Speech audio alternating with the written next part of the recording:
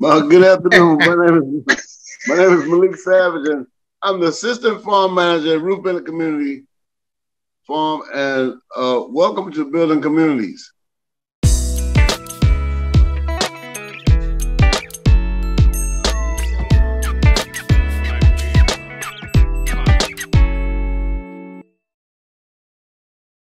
Malik Savage, he might not look like it, but he's a farmer. And he's a farmer out of Philly, a Philly farmer. Hey, Malik, how long have you been gardening, man? How long have you been a farmer?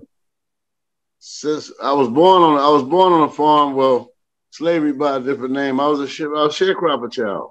I came from Columbia, South Carolina. Well, a little town called Fair Bluff. It was in Columbia, Mullins, Nichols, Brown, and we had, we were really dirt poor people. We had like 1 or 2 little pigs, but we couldn't keep 3 because we always ate one. And at 10 years old, I came from South Carolina to here, to Philadelphia, and all the farming stopped. But I used to farm with my mother. I used to help them crop the tobacco, and my mother was a cotton picker, but we had a little garden of cotton, like 2 rows of cotton in our garden. But me per se I didn't do cotton farming because they had the cotton gin by the time I was born. And a lot of the blacks where we were didn't do cotton, but they had cotton fields. But I know what it was.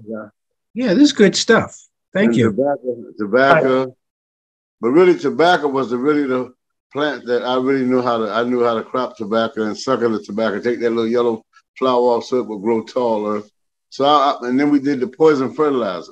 That's why when I got into farming up here, I started going to those conferences and learning about Monsanto and the poisons, the stuff that we were really putting in around all the stuff that we were using that we were normally using. We thought it was normal and natural. When the airplanes come by, my mom would make us go in the house when they would spray the crops.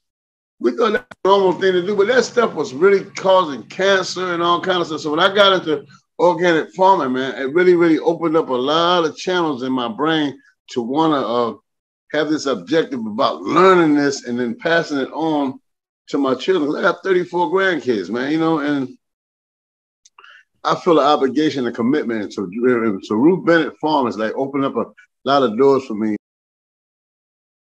How did you wind up here with the Chester Housing Authority?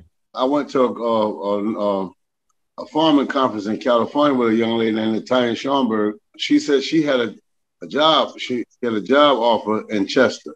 She was going to go to Chester, and she asked me would I would like to go there because she said I need an assistant to help me. We trying to get this farm together. This farm is they got an opening for a new employee, and and so she said you can come over if you want. So I went into the interview and did an interview with East Park Revitalization Alliance, and I got accepted.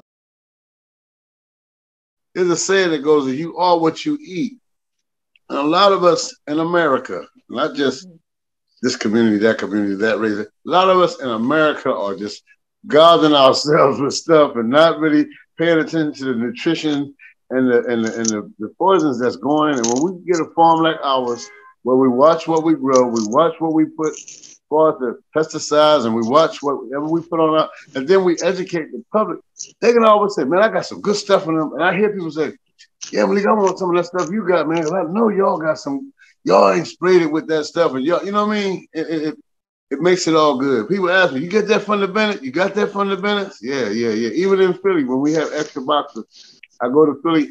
People wait on me now. A lot of days when we give all our stuff out at Chester, there's nothing to give out of Philly. People be mad at me. "Oh man, now I got to go to Save-A-Lot or ShopRite and buy that junk, and I don't know what you know what I mean?" So it gives me when we want to pat myself on the back, man. My son said, "Stop patting myself on the back. I'm gonna pull my shoulder out of place." And I always talk pride about what we do at our farm, man.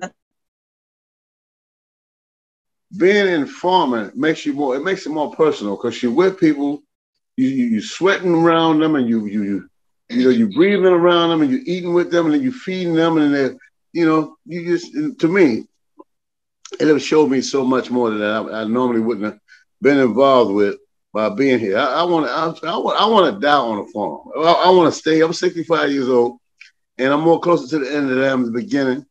If I get 100 years out of this planet, which if I eat right and keep living right, I think I will.